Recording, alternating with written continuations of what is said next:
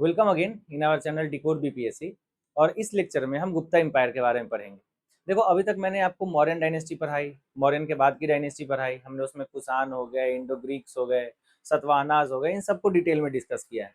इसके बाद हम देखेंगे कि जब मैंने आपको बताया था कि मौर्यंस के बाद जो इंडियन सब कॉन्टिनेंट है पूरा का पूरा, वो छोटे छोटे पार्ट्स में डिवाइड हो गया था। तो छोटे छोटे पार्ट्स में जब डिवाइड होएगा तो मैंने आपको बताया था कि उस समय बहुत ज्यादा सोसाइटी डिग्रेड नहीं हुई थी, सोसाइटी में अच्छा काम चल रहा था। पर धीरे धीरे जितने भी इंपायर आए, चाहे कुषाण आए, चाहे सतवाहनास आए, इंडो ग्रीक्स आए, उन सब में वीक रूलर्स आने स्टार्ट हो जाएंगे और सोसाइटी और फ्रेगमेंटेड हो जाएगी और इंपायर और बिखर जाएगा। उस समय आता है एक इंपायर जिसको हम बोलते हैं गुप्ता। तो गुप्ता ने क्या किया? गुप्ता ने जो एंशिएंट इंडिया का वो जो पोस्ट मौर्यन समय के बाद एक बिखरा हुआ भारत था, एक टूटा हुआ भारत था, उसको कंसोलिडेट किया और वहां पे रूल करना स्टार्ट किया। और लगभग 300-400 सालों तक जो है गुप्ता एम्पायर का यहाँ पे रूल होता है। और जो इंडिया है वो उस समय कहा जाता है कि अपने गोल्डन एज में इंटर किया था। So that was the golden age of Indian empire. लेकिन दिक्कत यह है कि इस पे एक मत नहीं है सारे स्कॉलर्स। कुछ कहते हैं कि कुछ मामलों में तो ये गोल्डन एज था, पर कुछ मामले में गोल्डन एज नहीं था। तो इस क्लास में हम यहीं से देखना स्टार्ट करेंगे कि कौन कौन से मामले में जो गुप्ता एम्पायर है वो गोल्डन एज रहा है और कौन कौन से मामले में गोल्डन एज नहीं रहा है। ठीक है, उसके बाद हम एक्सटेंसिवली गुप्ता के पूरे डायनेस्टी को देखेंगे, जितने भी इंपॉर्टेंट रूलर आए हैं, चंद्रगुप्त हैं, समुद्रगुप्त है, कुमारगुप्त है, वहां से लेके फिर हम सोसाइटी को देखेंगे कि उस समय सोसाइटी कैसे एडमिनिस्टर हो रही थी। सोसाइटी के अलग अलग आयाम को देखेंगे, उस समय टैक्सेस कितने प्रकार के थे। फिर सबसे इंपॉर्टेंट जो सेक्शन है गुप्ता समय से, वो है यहाँ का लिटरेरी जीनियस। यहाँ पे हम देखेंगे जैसे कि आर्यभट्ट आते हैं, है ना, बहुत सारे ऐसे स्कॉलर आते हैं जिन्होंने ऐसी ऐसी बातें कही, ऐसी ऐसी किताबें लिखी, जो आज के समय में अगर हम देखते हैं तो लगता है कि हमारा भारत कितना महान था उस समय। तो हम लिटरेरी जो जीनियस है उसको भी अच्छे से पढ़ेंगे। और कुछ जो आर्ट एंड आर्किटेक्चर के फील्ड में गुप्ता के समय में काम हुआ है, जैसे कि अजंता का हो गया, बाग का केव हो गया, जो दशावतार टेम्पल बना है, तो इन सब चीजों को हम डिटेल में देखेंगे। तो चलो सबसे पहले शुरू करते हैं हम अपने इस टॉपिक से कि क्या गुप्ता एम्पायर जो था that was really the golden age of Indian architecture. तो देखो, सबसे पहले क्या होता है? राजनीतिक एकीकरण यानी पॉलिटिकल यूनिफिकेशन। लगभग लगभग पोस्ट मॉडर्न एम्पायर को अगर हम देखते हैं तो 5 सेंचुरी तक जो इंडिया है वो फ्रेगमेंटेड रहता है, टूटा हुआ रहता है। उसके बाद यहाँ पे एक सेंट्रलाइज्ड एम्पायर आती है जिसको हम बोलते हैं गुप्ता। तो सबसे बड़ा काम तो ये यही करता है कि इंडिया में फिर से एक सेंट्रल एम्पायर की नींव रखता है। तो गुप्ता इसलिए इंपॉर्टेंट है। दूसरी बात कि इसका कैपिटल कहाँ पे था? तो इसका दो कैपिटल था, एक पाटलिपुत्र था, दूसरा उज्जैन था। तो पाटलिपुत्र जो था वो मेनली एडमिनिस्ट्रेटिव कैपिटल था, उज्जैन जो था वो कल्चरल कैपिटल था। और हमें इसलिए देखने को मिलता है कि मैक्सिमम जो मंदिर वगैरह बने हैं वो मध्य प्रदेश में बने हैं गुप्ता काल में। ठीक है। और इसका जो फाउंडर है, गुप्ता एज का जो इरा का जो फाउंडर है, वो चंद्रगुप्त वन है। अब यहाँ पे दो चीजें याद रखनी है आपको। पहली चीज, who was the real founder of Gupta empire? Real founder कहने का मतलब होता है जहां से गुप्ता एम्पायर स्टार्ट हुआ। जैसे इससे पहले अभी हम देखेंगे श्रीगुप्त था, घटोत्कच था।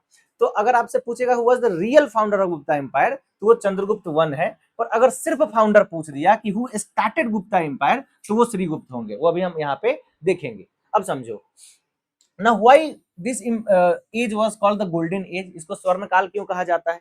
इसके दो तीन बहुत मतलब डायरेक्ट और बहुत ही प्रोमिनेंट एविडेंस है हमारे पास में। पहला, यहाँ पे क्लासिकल संस्कृत जो है वो अपने जेनिथ पे गया। चाहे वो कालिदास हो, शुद्रक हो, या जितनी भी यहाँ पे किताबें लिखी गई हैं वो क्लासिकल संस्कृत में लिखी गई है, यानी बहुत हाई क्वालिटी संस्कृत में लिखा गया है। संस्कृत व्याकरण जो है वो इस समय में अपने जेनिथ पे पहुंचता है और अपना जो ओरिजिनल रूप है वो यहाँ पे लेता है। मैथमेटिकल ब्रेक थ्रू हुआ, अभी हम पढ़ेंगे आर्यभट्ट, वराहमिहिर, इन सब ने इतने अच्छे अच्छे फिलोसफीज दिए हैं, इतने अच्छे अच्छे साइंटिफिक एविडेंस दिए हैं। जैसे फॉर एग्जांपल अगर आप आर्यभट्ट को देखोगे तो उस समय इन्होंने बता दिया था कि चंद्र ग्रहण और सूर्य ग्रहण जो है वो राहु केतु के कारण नहीं, बल्कि जो है वो सन और मून और अर्थ के पोजीशंस के कारण लगता है। अगर आप वराहमिहिर को देखोगे तो उन्होंने जो एस्ट्रोनॉमी के फील्ड में बहुत बड़ा बड़ा काम किया है।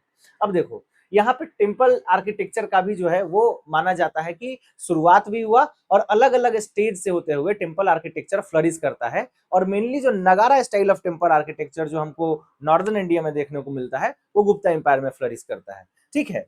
So actually this was the synthesis of political consolidation, जहां पे हमने एक यूनिफाइड भारत को देखा। आर्टिस्टिक रेनेसेंस या आर्टिस्टिक रेनेसा, जहां पे हमको आर्टिस्टिक रिवाइवल देखने को मिलता है। और साइंटिफिक एडवांसमेंट, यानी यहाँ पे साइंस में, विज्ञान में, यहाँ पे धन्वंतरी हम देखेंगे जो चिकित्सा है, इवन जो है एनिमल्स के लिए भी जो है वो मेडिसिन जो है वो डेवलप हो रहा था इस समय में। So from these all angles it is called the golden age of Indian empire. Now see, एक रीजन है, एक पर्सपेक्टिव तो यह है कि गोल्डन एज है, दूसरा पर्सपेक्टिव है कि इस समय में जो वर्ण व्यवस्था है वो बहुत रिजिड हो गई थी। वर्ण व्यवस्था रिजिड होने का मतलब हुआ कि जाति का प्रोलिफरेशन हुआ।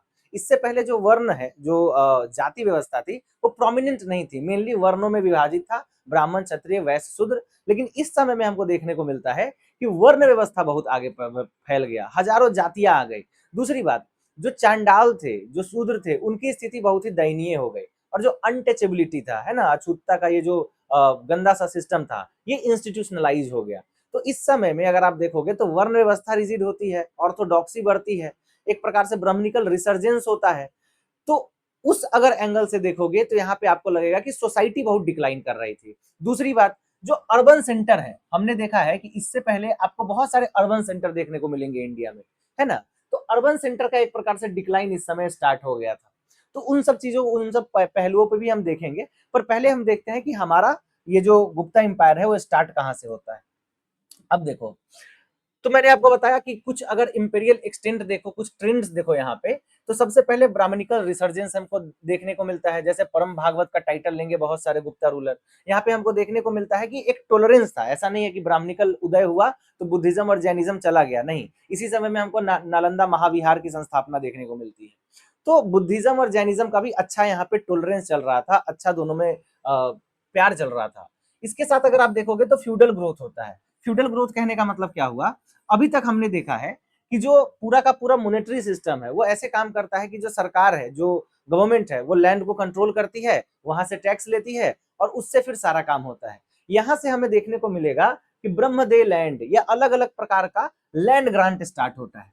लैंड ग्रांट जो है वो लैंड ग्रांट यहीं से स्टार्ट होता है, और ये एक समय तक इतना चला जाता है कि कुछ लैंड और कुछ फ्यूडल स्टेट इतने बड़े हो जाते हैं कि वो जो है धीरे धीरे सेंट्रल अथॉरिटी को ही चैलेंज देने लगेंगे।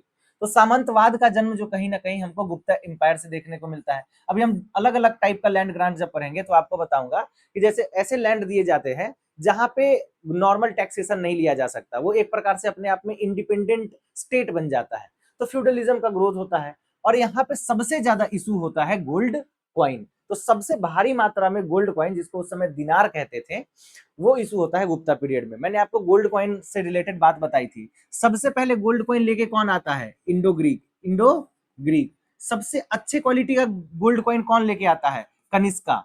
कनिष्का। लेकिन क्या कुषाण में सबसे पहले कनिष्का गोल्ड लेके आता है, नहीं। सबसे पहली बार अगर कोई कुषाण राजा गोल्ड को इंस्टीट्यूशनलाइज करता है तो उसका नाम है वीमा कटपिस। मैंने आपको बताया था विमल बेच बेच के इसके पास बहुत पैसा हो गया था। तो विमा कटपिस जो है वो सबसे पहली बार गोल्ड कॉइन को इंस्टीट्यूशनलाइज करेगा। कुषाण के समय में जो है या कनिष्का के समय में जो है सबसे स्टैंडर्ड क्वालिटी का, यानी कि जो कॉइन होएगा उसमें गोल्ड का जो क्वालिटी है वो सबसे स्टैंडर्ड होगा कनिष्का के समय में। और सबसे भारी मात्रा में गोल्ड कॉइन किसके समय में आएगा, गुप्ता के समय में। अब देखो, और देखो मैंने आपको बताया था कि जो गुप्ता एरा है, while the Gupta era saw peak artistic development, यहाँ पे हमको जो है अर्बन डीके देखने को मिलता है। यानी जो अर्बन सेंटर्स थे वो धीरे धीरे धीरे धीरे पतन के कगार पे जा रहे थे। और हमें देखने को मिलता है कि अनपेड लेबर फोर्स का बहुत इस्तेमाल किया जाता है। जो चंडाल है उनके स्थिति में बहुत डिक्लाइन मिलता है, अनटचेबिलिटी इंस्टीट्यूशनलाइज हो जाता है। तो हमें देखने को मिलेगा कि एक तरफ तो हम कहते हैं कि गोल्डन एज है, कि इसमें बहुत अच्छा अच्छा ड्रामा लिखा गया, बहुत अच्छे अच्छे मैथमेटिक्स पे काम हुआ, साइंस पे काम हुआ, आर्किटेक्चर पे काम हुआ। पर दूसरी रूप से अगर आप देखोगे तो यहाँ पे सती प्रथा इंस्टीट्यूशनलाइज होता है। हम अभी ईरान इंस्क्रिप्शन पढ़ेंगे तो वहां पे हमको सती प्रथा का एकदम डायरेक्ट एविडेंस मिलता है। अगर आप अनटचेबिलिटी को देखोगे तो अपने प्रोमिनेंट फेज में चला जाता है, जाति एकदम कंसोलिडेट कर जाती है। और यहाँ पे विस्थी यानी अनपेड लेबर हमें बहुत ज्यादा देखने को मिलता है, अभी आप आगे देखेंगे। अब समझो गुप्ता एरा का कहानी, स्टोरी समझते हैं पहले। देखो, एक तो एम्पायर में ऐसा आदमी होएगा जो एम्पायर को की नींव रखेगा, मतलब वहां से एम्पायर स्टार्ट होता है। सब आदमी के या सब फैमिली के घर में एक ऐसा ही इंसान होता है जो बहुत मेहनत मजदूरी करता है और अपने फैमिली को कंसोलिडेट करता है। अगर कोई फैमिली बिखरा हुआ है तो उसको एक करेगा, वो इंसान होएगा। दूसरा इंसान होगा जो कि कुछ अच्छा पोजीशन पालेगा। अच्छा पोजीशन पाने का मतलब कि मान लो कि किसी के पिताजी किसान है, अब वो किसानी करके अपने बच्चे को पढ़ाते हैं।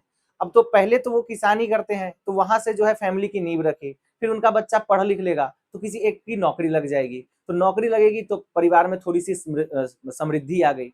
उसके बाद उसका बेटा जो आएगा उसको थोड़ा अच्छा फैसिलिटी और मिलेगा, और वो क्या करेगा, मान लो कोई बहुत बड़ा बिजनेस बना दिया, कोई मिलियन बिलियन डॉलर की कंपनी बना दी, तो वहां पे जो वो फैमिली है वो अपने जेनिथ पे चला जाएगा।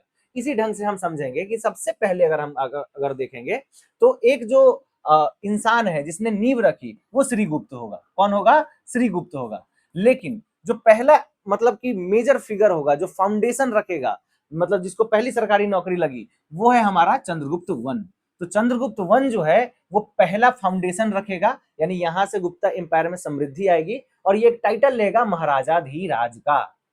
इसके बाद इसका बेटा, अब उसके पास और पैसा, उसके पास फैसिलिटी मिली, तो इस एम्पायर को अपने जेनिथ तक पहुंचाने का काम करेगा कौन? समुद्रगुप्त। और ये एक्शन हीरो है, ये इसको कहा जाता है कि इसने अपने जीवन में एक भी युद्ध नहीं हारी।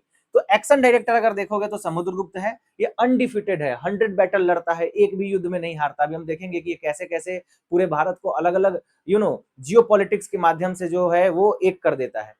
तो वो हो गया हमारा कौन? समुद्रगुप्त।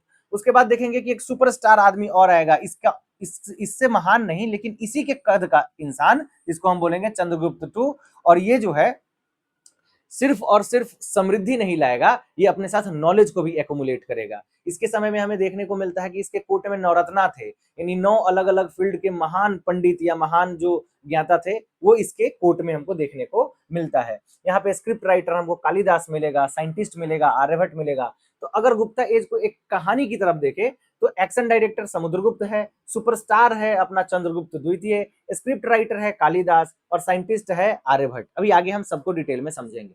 उसके बाद देखो, अगर मैंने आपको बताया कि ऐसे पीढ़ी दल पीढ़ी करके ना मतलब कोई राज्य बनता है, तो जो पहला फाउंडेशन रखेगा, who was the founder of Gupta empire? He was Srigupta.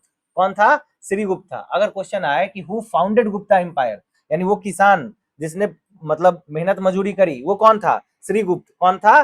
Srigupta. लेकिन पहला फाउंडेशन सोवरेन यानी कि एम्पायर बिल्डिंग का कौन रखेगा? Who was the real founder of Gupta empire? वो था चंद्रगुप्त वन। सबसे ज्यादा जंग कौन जीतेगा? समुद्रगुप्त। और किसके समय में पीक रेनेसा आएगा? किसके समय में पीक लिटरेरी हमको देखने को मिलेगा कि एकदम महाकाव्य लिखा जा रहा है ना, मालिका अग्निमित्रा लिखा जा रहा है, जिसके समय में ऋतु संभव लिखा जा रहा है, तो मेघदूत लिखा जा रहा है, तो वो हमें देखने को मिलता है चंद्रगुप्त द्वितीय के समय में। अब देखो, तो अगर एंसेस्ट्री इनकी देखें कि कहां से ये लोग आए हैं, इनका ओरिजिन क्या है, तो इनके वर्ण व्यवस्था मतलब कि कौन से जाति से बिलोंग करते हैं, इस पे एक डिबेट है कि गुप्ताज जो है वो कौन से जाति से बिलोंग करते थे। तो मोटा मोटी यही माना जाता था कि शुरू में ये कुषाण के फ्यूडिटरीज थे, यानी कुषाण के अंदर में सामंत थे, उनके वैसल स्टेट के पार्ट थे।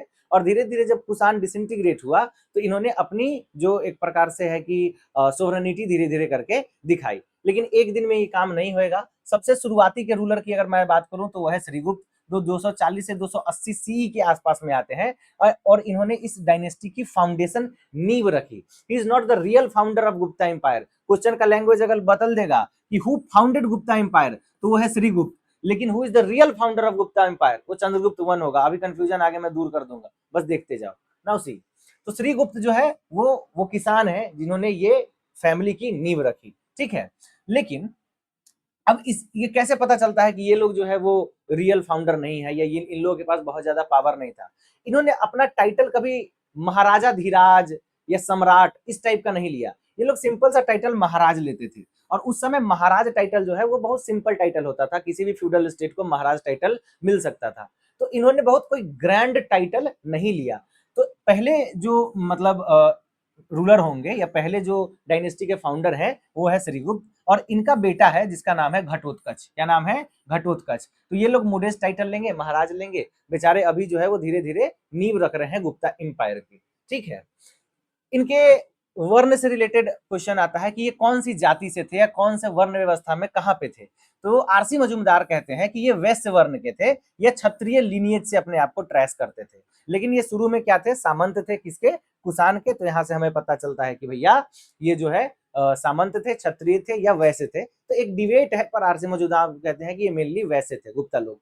अब देखो, मैंने आपको बताया कि डायनेस्टी का फाउंडर कौन है? श्रीगुप्त। लेकिन रियल इंपीरियल फाउंडर कौन है, जो राज्य व्यवस्था का फाउंडर होएगा? वो है अपना चंद्रगुप्त प्रथम।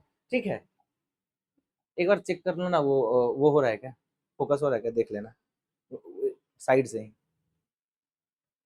फोकस नहीं हो रहा ना, जैसे ऐसे घूम रहा हूँ तो। ठीक, अब देखो, अब हमारा जो पहला रियल मतलब वो व्यक्ति जिसको सरकारी नौकरी हो गई, पहली सरकारी नौकरी हो गई, वो व्यक्ति कौन है, चंद्रगुप्त प्रथम, चंद्रगुप्त वन। ठीक है, और ये जो है आता है और ये इंपेरियल टाइटल लेता है। अब देखो, ये आदमी ना बड़ा होशियार था। होशियार कैसे था कि गुप्ता जो है वो धीरे धीरे पैसे वाले हो रहे थे, इनके पास पावर आ रहा था, पर इनके पास प्रेस्टीज नहीं था। इनके पास क्या नहीं था, प्रेस्टीज नहीं था, यानी कि इनको बहुत ज्यादा आदर सम्मान नहीं मिलता था। तो ये आदमी एक मास्टर स्ट्रोक खेलेगा। ये क्या करेगा, लिच्छवी की राजकुमारी कुमारा देवी से शादी कर लेगा। अब लिच्छवी सोचो, लिच्छवी उस समय से, वो तो मौर्यन काल से चला आ रहा है, तो लिच्छवी से जैसी इसकी शादी होगी ना, तो इसको सोसाइटी में इज्जत मिलना स्टार्ट हो जाएगा कि अरे रे, इसका शादी तो क्षत्रिय क्लान के लिच्छवी से हुआ है और उसकी राजकुमारी कुमार देवी से हुआ है। और इस चीज को वो एकदम बखूबी ढोल नगाड़े के साथ बताएगा कि देखो मेरी शादी जो है वो लिच्छवी की राजकुमारी से हो गई है। तो ये एक मास्टर स्ट्रोक खेलेगा कौन, चंद्रगुप्त वन। करेगा क्या ये, लिच्छवी की राजकुमारी कुमारा देवी से शादी करेगा। इससे इसको क्या मिलेगा, प्रेस्टीज, और क्या मिलेगा, अथॉरिटी, और ये मगध और नॉर्थ बिहार पे अपना धीरे धीरे कब्जा बना लेगा। तो चंद्रगुप्त वन बड़ा इंपॉर्टेंट है। उसके बाद ये क्या करेगा, ये king and queen gold coin issue करेगा। ये सबको बताएगा कि भैया देखो हमारी शादी जो है वो राजघराने में हुई है, कुमारा देवी से हुई है। तो ये मतलब बहुत रेयर होता है कि किंग और क्वीन दोनों का इमेज जो है वो क्वाइनेज पे आए। तो यहाँ से हमको किंग एंड क्वीन, जिसको हम चंद्रगुप्त कुमारा देवी प्रकार का क्वाइन कहते हैं। तो अगर क्वेश्चन आए कि चंद्रगुप्त कुमारा देवी प्रकार का क्वाइन किसके समय में आया है, तो चंद्रगुप्त वन के समय में आया है। मैं अभी बार बार आपको बताता हूँ और मैं एकदम चाहता हूं कि आपका कंसेप्ट क्लियर हो जाए। कंफ्यूजन होता है चंद्रगुप्त द्वितीय में, चंद्रगुप्त टू में और चंद्रगुप्त वन में। चंद्रगुप्त टू भी बहुत इंपॉर्टेंट है, लेकिन अगर फाउंडेशनल अगर आपको देखना है कि कौन स्टार्ट किया है इस इंपायर को, तो वह है चंद्रगुप्त वन। कुमारा देवी से शादी करेगा तभी तो इंपायर की नींव रखेगा। तो क्वेश्चन अगर आता है कि कुमारा देवी से शादी किसका हुआ है और ऑप्शन में आ गया Chandragupta one, Chandragupta two, confuse कर जाओगे। तो वहां पे लॉजिक लगाना कि कुमारा देवी कौन थी, ये थी लिच्छवी की राजकुमारी। तो इनसे शादी चंद्रगुप्त वन करेगा तभी तो प्रेस्टीज पाएगा, तभी तो जाके वो जो है सो एक नींव रखेगा गुप्ता एम्पायर की, और उसके बाद चंद्रगुप्त द्वितीय आएगा। मतलब उसका पोता था चंद्रगुप्त द्वितीय, पर अभी इसको समझो। ठीक है, अब देखो भैया, ये रूल करता है 319 से लेके 335 सी तक। कब से कब तक, 319 से लेके 335 सी तक।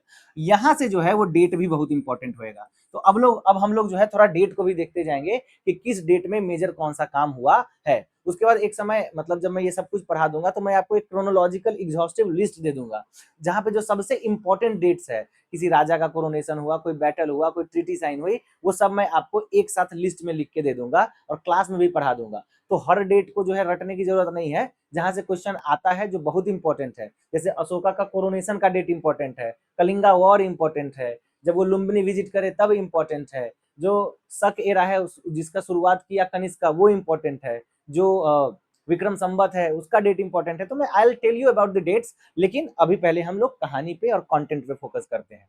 अब देखो, तो ये जो है अपने फैमिली को फ्यूडेटरी से, यानी एक सामंत जो ये था कुषाण के अंदर से, वहां से एक सोवरेन संप्रभुत्व जो है राजा में कन्वर्ट करेगा कौन, चंद्रगुप्ता वन। तो याद रखना ये वो आदमी है जिसको सरकारी नौकरी लगा। इसके पिता किसान थे, श्रीगुप्त घटोत्कच, वो बेचारे मेहनत करे, अपने आप को थोड़ा पावरफुल बनाए, फिर ये क्या करेगा, आईएएस बनेगा, या ये जो है सो सरकारी नौकरी लेगा। और ये जो है और किसी विधायक उधायक की बेटी से शादी करेगा, तो कुमारा देवी से शादी किया, तो इसने जो है वो नींव रख दी गुप्ता एम्पायर की। अब आगे देखो, देखो जो ये कुमारा देवी है ना, इससे शादी करके इसको इतना प्रेस्टीज मिला कि इसने तो king and queen gold coin issue किया ही।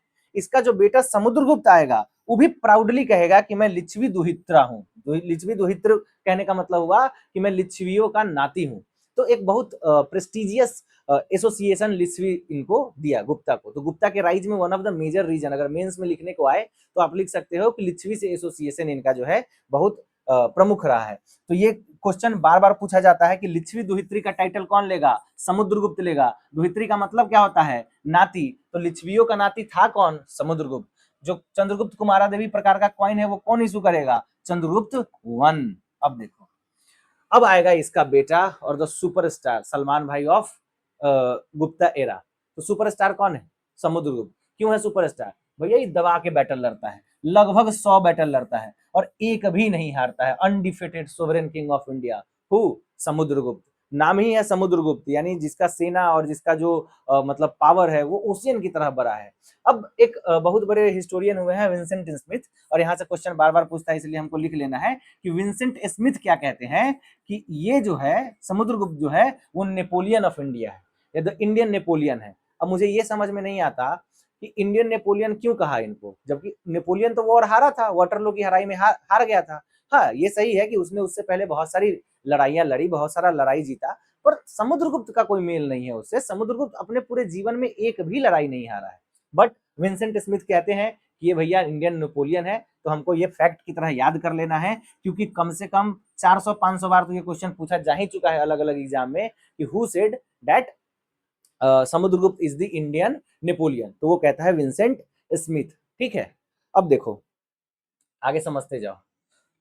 तो इंडियन नेपोलियन किसको कहा जाता है? समुद्रगुप्त को। समुद्रगुप्त कोई रूल मतलब कोई वॉर हारा नहीं, लगभग 30-40 साल तक 335 से लेके 375 सी तक इसका रूल हमको देखने को मिलता है। कुछ टाइटल लेगा ये, एक तो अपने आप को ये क्या कहता है, लिच्छवी दुहित्री, क्या कहता है, एलडी, लिच्छवी दुहित्री। एक और इसका टाइटल बड़ा इंपॉर्टेंट है, कविराज, और इसीलिए ये आदमी हमको बहुत फैंटास्टिक लगता है। क्यों? 100 से ज्यादा बैटल लड़ा, बहुत युद्ध लड़ा, सबको हरा दिया। ले नॉर्थ इंडिया में तो असम से लेके नीचे गोदावरी नर्मदा बेसिन तक, इधर साउथ इंडिया में और वेस्टर्न इंडिया में बहुत लड़ाई लड़ा, सबको हराया, सबको मारा, और लास्ट में क्या करता है, बीना बजाते हुए अपना फोटो खिंचवाता है, यानी कि अपना इंस्क्रिप्शन जो है उस पर बीना बजाते हुए जो है वो फोटो देता है। तो अभी हम जब कॉइनेज पढ़ेंगे तो उसमें देखेंगे कि समुद्रगुप्त का बीना बजाते हुए उस पर जो क्या है, फोटो बना हुआ है। तो कितना मतलब देखो कितने बड़े कद का ये रूलर रहा है कि एक तरफ जब युद्ध करने जा रहा है तो कोई वॉर हार ही नहीं रहा है, और जब लौट के आ रहा है तो बीना उना बजा रहा है, संगीत कर रहा है, और अपने आप को कहता है कविराज, यानी कवि, कविता उविता बहुत करते थे उस समय के गालिब थे ये, तो बढ़िया कविता उविता करते थे, तो कविराज टाइटल लेते हैं। और सर्वराज उच्चेता, एक तरफ कविराज हैं, यानी एक तरफ जो है अपने आप को कह रहे हैं कि हम तो महान कवियों के राजा हैं, और एक तरफ कहते हैं कि हम सर्वराज उच्चेता है, मैंने सारे किंगडम्स को खत्म कर दिया। तो यहाँ से क्वेश्चन बताओ कि सर्वराज उच्चेता तो ठीक है, किसको कहेंगे, समुद्रगुप्त को कहेंगे। सर्व छत्र हंतक किसको कहेंगे, सर्व छत्र हंतक किसको कहेंगे, ये आप मुझे कमेंट करके बताना अगर आप लेक्चर फॉलो कर रहे हो तो। नाउ सी, एक इंस्क्रिप्शन है जिसका नाम है ईरन इंस्क्रिप्शन, तो ये एमपी में है, मध्य प्रदेश में है, और इसमें हमको मिलता है मेंशन, बहुत सारा चीज इसमें इससे हमको मिलेगा, आगे जाके हम देखेंगे कि इसमें हमको सबसे पहली बार सती प्रथा के बारे में पता चलता है।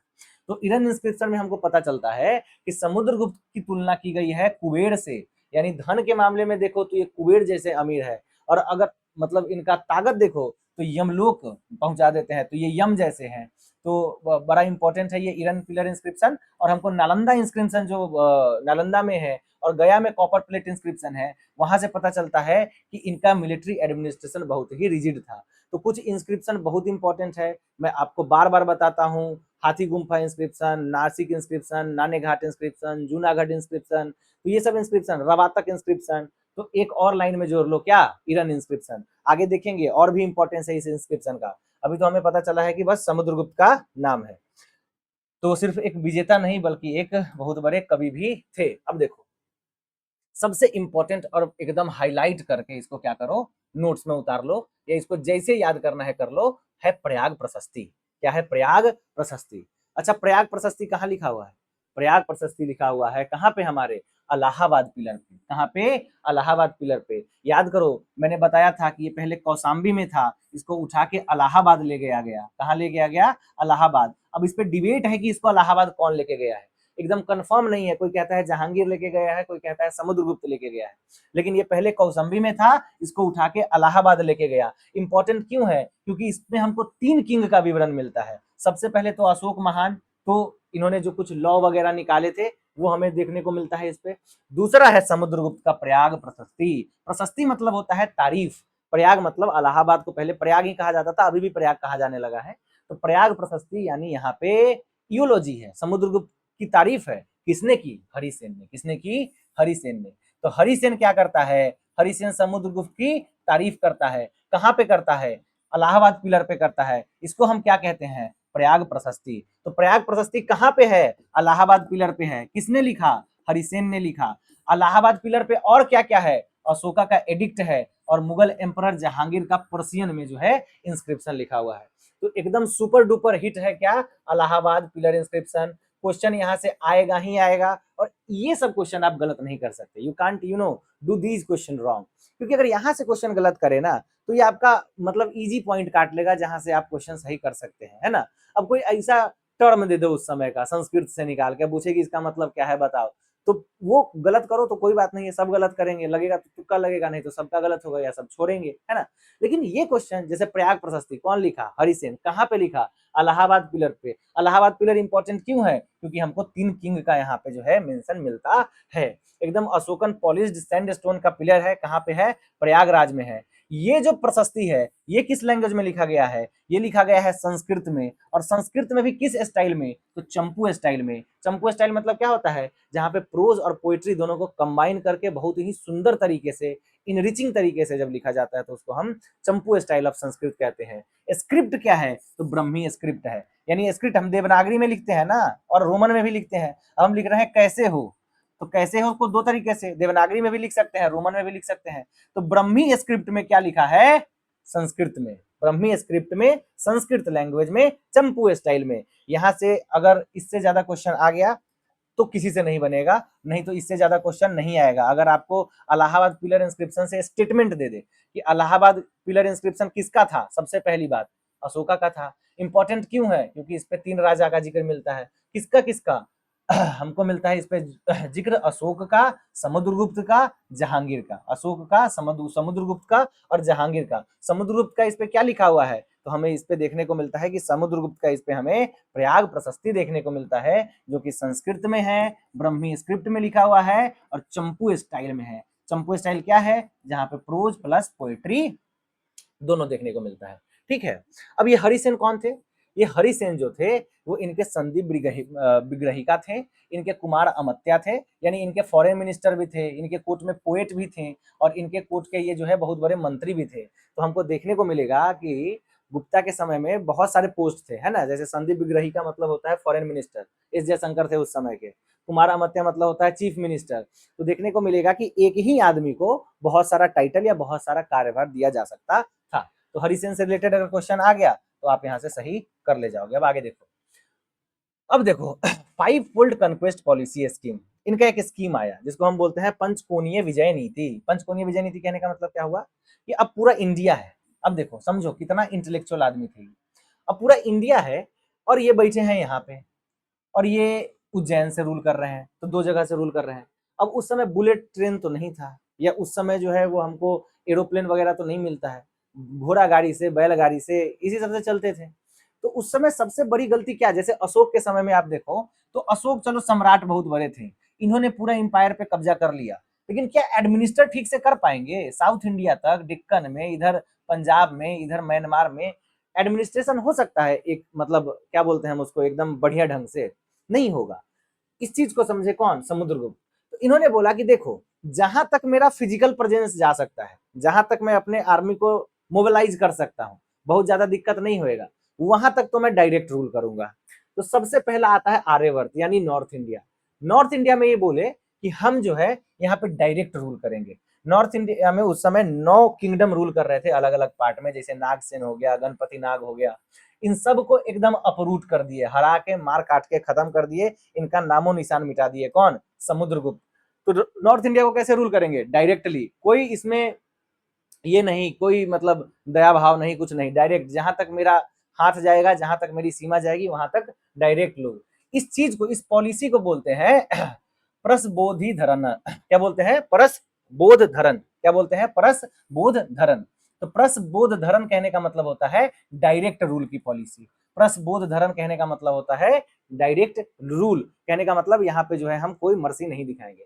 फिर वो आते हैं दक्षिण पथ में यानी साउथ इंडिया में। तो यहाँ पे देख लो, नॉर्थ इंडिया में बोले कि हम डायरेक्ट रूल करेंगे, साउथ इंडिया में बोले ग्रहण मोक्ष अनुग्रह, ग्रहण मोक्ष अनुग्रह, ग्रहण मोक्ष अनुग्रह। अगर याद नहीं भी होता है तो कोई बात नहीं है, अगर यहाँ से क्वेश्चन आएगा तो थोड़ा टफ कैटेगरी में आएगा, पर मैं चाहता हूं कि आपका कोई क्वेश्चन ना छूटे, इसलिए मैं बता दे रहा हूं कि पॉलिसी का नाम क्या था। ठीक है ना। तो प्रसबोध धरन किसका था, नॉर्थ इंडिया का। ग्रहण मोक्ष अनुग्रह किसका था, साउथ इंडिया का। इसमें किए क्या कि 12 साउदर्न किंग को पकड़ लिए, हरा दिए और उसके बाद इनको रिलीज कर दिए।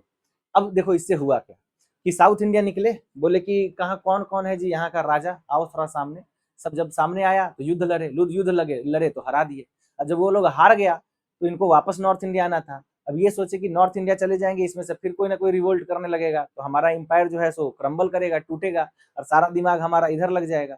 तो इन्होंने अपनी नीति अपनाई ग्रहण मोक्ष अनुग्रह, कि पहले ग्रहण करूंगा, पहले जीत लूंगा, उसके बाद तुमको मोक्ष दे दूंगा अनुग्रह पे, यानी कि तुम दया भाव अगर मांगो मेरे से कि राजा छोड़ दीजिए तो छोड़ दूंगा। इससे हुआ क्या कि वो उनके सब्सिडियरी बन गए, यानी उनपे अपनी सोवरेनिटी बस जता दिए कि तुम जो हो मेरे नीचे ही काम करोगे और तुम जो हो इनवली हमको पैसा दे देना चुपचाप आके, नहीं तो फिर आके तुमको पीटेंगे। तो साउथर्न किंग के साथ इन्होंने क्या किया, ग्रहण मोक्ष अनुग्रह। उसके बाद आता है अवतिका राज। क्या आता है, अवतिका राज या अवतिका किंगडम। इसको हम फॉरेस्ट किंगडम बोलते हैं। फॉरेस्ट किंगडम कहाँ पे था, विंध्यन जंगल में। अब आज के समय के जैसा तो आज भी मध्य प्रदेश में सबसे ज्यादा जंगल है, तो उस समय सोचो कितना जंगल होएगा। और आज भी बहुत ज्यादा ट्राइबल लोग मध्य प्रदेश में रहते हैं। तो ये जो ट्राइबल लोग थे इनको इन्होंने कहा कि देखो तुम जो है चुपचाप हमारे यहाँ पे नौकर चाकर वैसाल का काम करो और तुमको हम कुछ नहीं करेंगे। तो जो अवतिका राज था वहां पे ये परिचरकृता, परिचक्रकृता, इसको क्या बोलते हैं, परिचक्रकृता, ये पॉलिसी चलाएंगे और यहाँ पे जो है उसको पर्सनल वैसल बना लेंगे अपना। फिर आता है प्रत्यांत स्टेट यानी बॉर्डर स्टेट। बॉर्डर स्टेट में जैसे हो गया तुम्हारा कामरूप हो गया, नेपाल हो गया, है ना। इन सब में इन्होंने बोला कि देखो हमारा रूल मानो, हमको टैक्स दो, ज्यादा तुम अपना जो तुमको करना है करो। कहने का मतलब कि तुम कुछ टैक्स दे दो, बस ये दिखाने के लिए कि हम तुम्हारे ऊपर हैं, और बाकी जो है ज्यादा दिक्कत नहीं है। तो इसको बोलते हैं सर्व कर्दन आज्ञा कारण, सर्व कर्दन आज्ञा कारण, यानी कि तुम बस आज्ञा मानो और बाकी अपना काम करो। और फिर आता है फॉरेन साक और कुषाण। तो उस समय जो शक और कुषाण के कुछ फ्यूडिटरीज बच गए थे या कुछ इंपॉर्टेंट बच गए थे जो फॉरेन रूलर थे, वहां पे इन्होंने बोला कि आप जो है क्या करो, खुद से आके ट्रिब्यूट दो और अपनी मतलब अपनी प्रिंसेस वगैरह जो है बेटी बेटी है उससे शादी करो गुप्ता एम्पायर में, ताकि हमारा जो है एक संबंध एस्टेब्लिश हो जाए। क्योंकि ये तो फॉरेनर इनको मानते थे और ये इंडियन थे, तो संबंध कैसे बनेगा। तो यहाँ पे जो है वो क्या बोलते हैं उसको, मैट्रिमोनियल अलायंस से जो है वो काम करते हैं। तो देखो अगर ये याद ना भी रहे तो कोई बात नहीं है, याद ये करना है कि कहाँ कहाँ पे वो कितने जगह पे जो है वो विजयी होते हैं और हराते हैं उसको। तो नॉर्थ इंडिया में, साउथ इंडिया में, अवतिका किंगडम में, और प्रत्यांत स्टेट में, और फॉरेन शक या कुषाण के साथ, ठीक है। और सबके साथ अलग अलग पॉलिसी अपनाएंगे। आगे देखो, अब समुद्रगुप्त हैं तो ये बहुत बड़े आदमी हैं, और इतने बड़े आदमी हैं कि अलग अलग टाइप का कॉइन चलाते हैं। तो गरुड़ टाइप का कॉइन, आर्चर टाइप का कॉइन, बैटलर एक्स टाइप का कॉइन, टाइगर स्लेयर बाघ को मारते हुए, लायर प्लेयर टाइप का, डिपिक्ट प्लेइंग वीणा, वीणा बजाते हुए इन्होंने एक जो मैंने यहाँ पे फोटो भी लगाया है, देखो वीणा बजा रहे हैं ये। और ये अश्वमेध टाइप का कॉइन बनवाते हैं, जिससे पता चलता है ये अश्वमेध यज्ञ भी इनके समय में हुआ है। अब आगे देखो, अब ये तो हो गया पॉलिसी ऑफ एनेक्सेशन, यानी कि जहां तक आर्यवर्त का या भारत का जो सीमा है वहां तक ये अलग अलग टाइप से पॉलिसी से सबको अपने अंदर मिला लेते हैं। नॉर्थ इंडिया में डायरेक्ट रूल, साउथ इंडिया को वैसल बना लेते हैं, अवतिका राज को बोलते हैं नौकर चाकर का काम करो, बॉर्डर स्टेट को बोलते हैं बस ट्रिब्यूट देते रहो, टैक्स देते रहो, बाकी अपना काम करो। और फॉरेनर जो थे उनको बोलते हैं कि अपनी बेटी बेटी का शादी गुप्ता एम्पायर में करो ताकि हमारा संबंध बने। तो ये तो हो गया उनका एनेक्सेशन का पॉलिसी। उसके बाद इनका फॉरेन रिलेशन देखते हैं कि जो बाहर के देश है उनसे कैसा संबंध था। तो देखने को मिलता है कि बहुत बढ़िया संबंध था, क्योंकि श्रीलंका का एक राजा था जिसका नाम था मेघवर्मन। क्या था, मेघवर्ण। तो मेघवर्ण जो था, मेघवर्ण श्रीलंका का राजा था, और इसने एक एम्बेसी भेजी, एक दूत भेजा समुद्रगुप्त के कोर्ट में, और कहा कि भैया देखो हम लोग बौद्धिस्ट हैं, हम बोध गया जाते हैं और वहां पे हमें रहने वहने में दिक्कत होता है। तो आप क्या करो कि वहां पे एक मंदिर बनवा दो या एक मतलब मोनेस्ट्री बनवा दो रुकने उकने के लिए, और हम आपको पैसा देंगे, सोना चांदी देंगे। तो ये बोले कि अरे इसमें कौन सी बड़ी बात है, चलो मैं यहाँ पे एक महाबोधि संग्रहमा बना देता हूँ। तो महाबोधि संग्रहमा जो है वो कौन बनवाता है, समुद्रगुप्त। किसके कहने पे बनवाता है, ये बनवाता है आपके मेघवर्ण के कहने पे। किसके कहने पे, मेघवर्ण के कहने पे। मेघवर्ण कौन था, श्रीलंका का राजा था। तो ये देखने को मिलता है कि इनका south east Asia, south Asia से जो डिप्लोमेसी थी वो काफी स्ट्रांग थी। और इसका रिकॉर्ड में, यानी कि ये सब जो चीज हुआ वो कहीं तो लिखा हुआ होएगा ना। तो हिन सांग जो है वो अभी आएगा, हर्षवर्धन के समय में, उसके ट्रेवलॉग में, उसके किताब में लिखा हुआ है। और गया में एक कॉपर प्लेट इंस्क्रिप्शन मिलता है, वहां से हमें समुद्रगुप्त के बारे में पता चलता है कि उन्होंने ये महाबोधि संग्रहमा जो है वो बनवाया था। तो राजा मेघवर्ण जो है इंपॉर्टेंट है, इसको एक बारी देख लो, ठीक है। अब देखो, अब समुद्रगुप्त से रिलेटेड इतना ही था, ठीक है। कौन कौन सा टाइटल लेता है मैंने आपको बता दिया, लिच्छवी दुहित्री एलडी याद रखना, कविराज थे ये, सर्वराज उच्चेता का टाइटल लेते हैं, 5 किंगडम को सब्जुगेट करते हैं, हराते हैं, बस 5 किंगडम याद रखना, आर्यवर्त हो गया, दक्षिण पथ हो गया, अवतिका राज होगा, बॉर्डर स्टेट हो गया, फॉरेन रूलर हो गए। इनका फॉरेन पॉलिसी भी बढ़िया था, मेघवर्ण का हमने देखा, और महाबोधि जो वो मोनेस्ट्री बनवाते हैं हमने वो देखा। अब हम देखते हैं इनके बाद क्या हुआ। अब देखो, समुद्रगुप्त बहुत समय तक राज करते हैं, कोई युद्ध वुद्ध नहीं हारते हैं। उनके मरने के बाद उनका जो सबसे बड़ा बेटा है जिसका नाम है रामगुप्त, वो गद्दी पे बैठता है। अब रामगुप्त से रिलेटेड एक कहानी है जो हमें देखने को मिलता है कहाँ पे, विशाखा दत्त के देवी चंद्रगुप्तम में। तो विशाखा दत्त एक कवि मतलब कहानी लिखता है जिसका नाम है देवी चंद्रगुप्तम, और उसमें हमको ये पूरी स्टोरी मिलती है। स्टोरी ये है कि रामगुप्त जो है वो सिंहासन पे बैठता है। और रामगुप्त की शादी जो है वो ध्रुवा देवी से होती है। किससे होती है? ध्रुव स्वामिनी से या ध्रुवा देवी से। तो रामगुप्त जो है वो अपने वाइफ के साथ था। अब क्या हुआ कि उस समय का एक शक राजा था, एक शक राजा था, उसने रामगुप्त को घेर लिया चारों तरफ से, और उसने बोला कि भैया अपनी वाइफ को हमें दे दो क्योंकि ये बहुत सुंदर थी, तो तुमको छोड़ देंगे, नहीं तो तुमको मार देंगे। तो ये सब कहानी हमको कहाँ पे मिलता है? देवी चंद्रगुप्तम में। अभी मैं सब बताऊंगा। अब रामगुप्त जो था वो थोड़ा सा कायर निकला, उसने अपनी वाइफ दुर्वा देवी को जो है वो दे दिया, किसको? शक रूलर को, और वो प्राण जान बचा के भागा। ये बात पता चलता है इनके छोटे भाई चंद्रगुप्त द्वितीय को, चंद्रगुप्त द्वितीय को। और इसको लगता है कि कैसा कायर आदमी है भाई, अपनी वाइफ को जो है ये दे दिया, और ये तो बहुत मतलब गुप्ता एम्पायर पे कलंक है। और ये जो है कहानी है कि ये जो है ध्रुवा देवी का रूप धारण करते हैं, मतलब कि वैसा कपड़ा उपड़ा साड़ी वाड़ी पहनते हैं, और जो राजा शक राजा था उसके कोर्ट में जाते हैं, उसके घर पे जाते हैं, और वहां पे जो है इसकी हत्या करते हैं शक की, और फिर वापस जो है ये पाटलिपुत्रा आते हैं और रामगुप्त की भी हत्या करते हैं कि तुम कैसा कायर आदमी था कि अपनी वाइफ को दे दिया। और फिर ध्रुवा देवी से ये शादी करते हैं और चंद्रगुप्त द्वितीय के नाम से रूल करना स्टार्ट करते हैं। अच्छा ठीक है, ये सब हमको कहानी में पता चलता है, किसमें? देवी चंद्रगुप्तम में, ठीक है। तो हम मान लेते हैं कि सही है कि गलत है। अब हम चेक करेंगे कि ये बात जो है कि देवी चंद्रगुप्तम में हो भी तो सकता है ना कि मन ग्रंथ कहानी लिख दिया हो, कि ऐसा कोई कहानी हो ही ना, चूंकि चंद्रगुप्त टू के कोर्ट में था ये विशाखा दत्त, तो इसने लिख दिया कहानी इनके प्रेज में। लेकिन नहीं, एक दुर्जन कॉपर स्टैच्यू है, कहाँ पे है? दुर्जनपुर में कॉपर स्टैच्यू है, एक कॉपर का जो है मूर्ति बना हुआ है, और वहां नीचे लिखा हुआ है महाराजा धीराज रामगुप्ता। कहने का मतलब रामगुप्ता कोई हिस्टोरिकल फिगर नहीं था, इसकी सही में मूर्ति बनी हुई है, मतलब ये भी महाराज उस समय में था, तो ये कहानी भी हम सही मान लेते हैं। तो क्वेश्चन बीपीएससी पूछ चुका है कि वो कौन राजा है जिसने अपने भाई को मारा और क्वीन से शादी करी? तो चंद्रगुप्त द्वितीय। अब क्रोनोलॉजी बनाओ। फाउंडर कौन है? श्रीगुप्त। कौन है? श्रीगुप्त। इसका बेटा कौन? घटोत्कच। ये दोनों क्या है? ये दोनों जो है फ्यूडिटरी है, ये रियल एम्पायर नहीं बनाएगा, ये गुप्ता साम्राज्य नहीं बनाएगा, ये जो है वो मान लेते हैं हम डायनेस्टी का फाउंडर है। इससे हम लिनिएज ट्रेस करते हैं कि इसी का जो है पोता उतर रहा होगा। पहला रियल फाउंडर कौन? चंद्रगुप्त वन। चंद्रगुप्त वन क्यों है वन? क्योंकि लिच्छवी की राजकुमारी कुमारी देवी से शादी करता है। इसका बेटा कौन? कौन सा टाइटल लेता है ये? महाराजा धीराज का। इसका बेटा समुद्रगुप्त, सबसे बड़ा सम्राट, क्या करता है? 100 से ज्यादा वॉर जीतता है। इसको कौन कहता है इंडियन नेपोलियन या Napoleon of India? Vincent Smith. इसके बाद ये 5 राज्य पे आक्रमण करता है, सबको अपने कब्जे में लेता है, फॉरेन पॉलिसी करता है, कुछ टाइटल लेता है, वगैरह वगैरह। इसके बाद कौन आएगा? रामगुप्त। क्या था ये? थोड़ा कवर्डिस था, इसने क्या किया? अपनी बीबी को दे दिया शक राजा को, फिर चंद्रगुप्त इसको मारेगा और गद्दी पे बैठेगा। तो समुद्रगुप्त के बाद चंद्रगुप्त द्वितीय जो है वो महान राजा बनेंगे, ठीक है। अब देखो, रामगुप्त का जो हिस्टोरिकल एग्जिस्टेंस है वो हमें कॉपर कॉइन डिस्कवर हुआ है ईरान से और विदिशा से, उससे भी पता चलता है कि भैया ये सही था। और एक संजन प्लेट है अमोघ वर्षा का, अभी हम जब राष्ट्रकूटा पढ़ेंगे तो अमोघ वर्षा के बारे में पढ़ेंगे, तो उसके संजन प्लेट से भी इसका नाम कंफर्म होता है।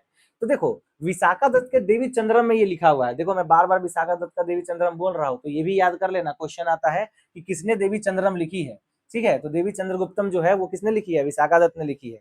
तो रामगुप्त जो है उसके बारे में हमको देवी चंद्रगुप्तम से पता चलता है, पर कन्फर्म जो है अलग अलग सोर्स से होता है, जैसे दुर्जन कॉपर स्टैच्यू से होगा, जैसे ईरान और विदिशा में कॉइन से होगा, और संजन प्लेट से होगा। इतना याद नहीं रखना, लेकिन कम से कम दुर्जन कॉपर स्टैच्यू को ध्यान में रखना। अब हम आते हैं चंद्रगुप्त द्वितीय पे, जिसने विक्रमादित्य का टाइटल लिया। देखो विक्रमादित्य का टाइटल बड़ा इंपॉर्टेंट है। क्यों इंपॉर्टेंट है?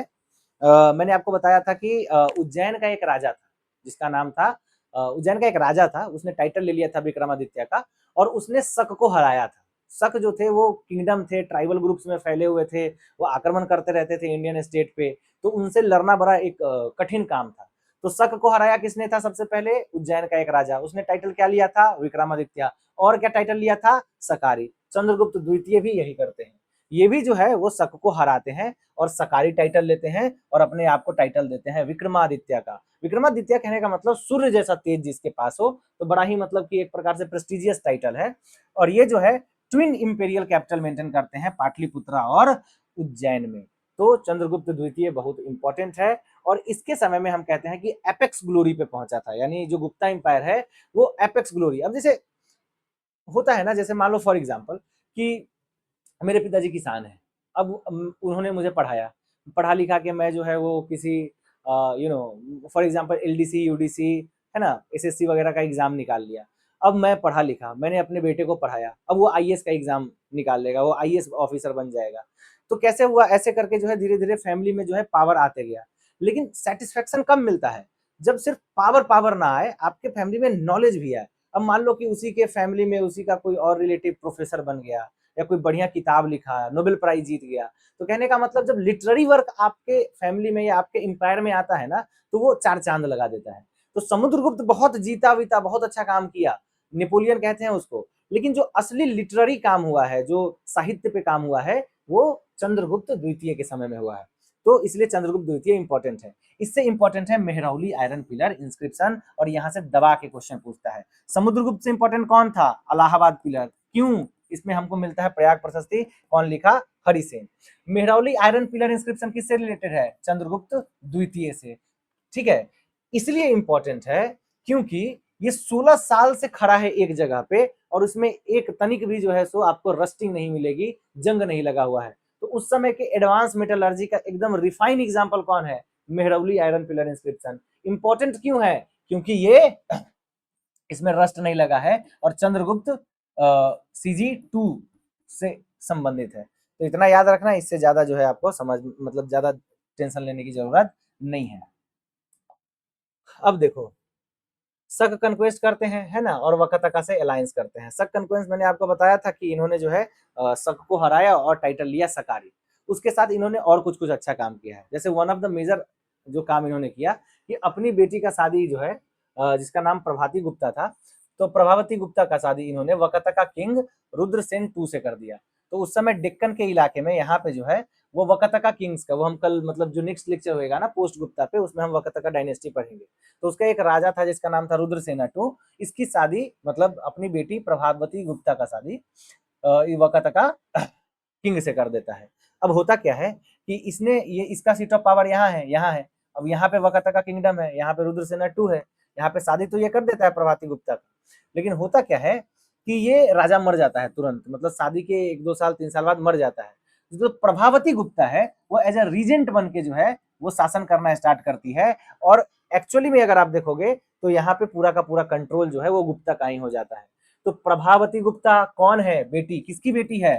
चंद्रगुप्त द्वितीय की बेटी है। किससे शादी होती है? रुद्रसेन टू से, जो कि वकता का किंग है। ये बेचारा मर जाता है, तो प्रभावती गुप्ता जो है वो एज अ रीजेंट रूल करना स्टार्ट करती है, और साउथ इंडिया में भी लगभग लगभग हमको देखने को मिलता है कि गुप्ता का दबदबा फैल जाता है। अब देखो, शक से इन्होंने लड़ाई करी जिसका नाम था रुद्र सिंहात्री, और उसको हराया, और इन्होंने सकारी जो टाइटल है वो लिया। अब देखो, शक जो है वो इस बेल्ट में रूल कर रहा था, या इस बेल्ट में उसका इन्फ्लुएंस था। इसको हरा देंगे चंद्रगुप्त द्वितीय, तो क्या होएगा? यहाँ का सारा पोर्ट जो है वो गुप्ता एम्पायर को एक्सेस होने लगेगा। जैसे भरूच का port, Cambay, gulf of Cambay का पोर्ट, सुपारा, कल्याण, मैंने आपको पोर्ट पढ़ाया है। अगर आपको पढ़ाया है तो याद करो, मुजिरिस पोर्ट किसका था? अब मुझे कमेंट में बताना मुजिरिस पोर्ट किसका था। आप मुझे बताना कोरकई पोर्ट किसका था और पुहार पोर्ट किसका था। अगर आप अच्छे से संगम मेरा वाला लेक्चर देखे हो तो आपको ये पोर्ट याद आएगा, और एकदम स्टार मार्क करके लिख लो, पोर्ट से क्वेश्चन पूछना स्टार्ट कर दिया है। अगर यहाँ से क्वेश्चन गलत कर रहे हो तो आपका घाटा है। तो भरूच पोर्ट है, कैम्बे पोर्ट है, सुपारा पोर्ट है, तो इनको एक प्रकार से मेरीटाइम ट्रेड का लिंक मिल गया है ना। अब इंडिया में फिर से रोमन ट्रेड जो है वो बढ़ेगा और फिर से इनके पास धन दौलत पैसा आना स्टार्ट होएगा। तो चंद्रगुप्त द्वितीय इंपॉर्टेंट है। अब देखो, इसके समय में नवरत्ना थे, चंद्रगुप्त द्वितीय के नवरत्न, यानी इसके समय में 9 लीजेंड्स थे जो अलग अलग क्षेत्र में महारत हासिल करे हुए थे, जिसमें सबसे बड़े कौन है? महाकवि कालिदास।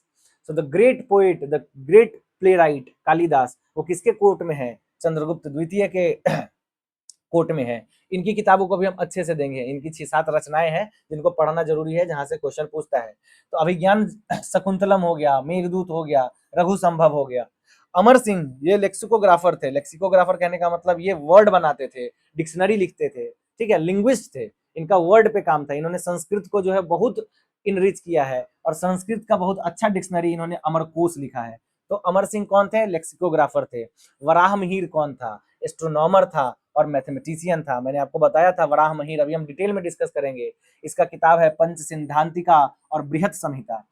उसके बाद हो गई धनवंतरी, ये कौन थी? आयुर्वेद की फिजिशियन थी और ये किताब लिखती है जिसका नाम है नवानीतकम। नवानीतकम मेडिकल रेसिपी मैनुअल है। तो नवानीतकम किसका है? धनवंतरी का है।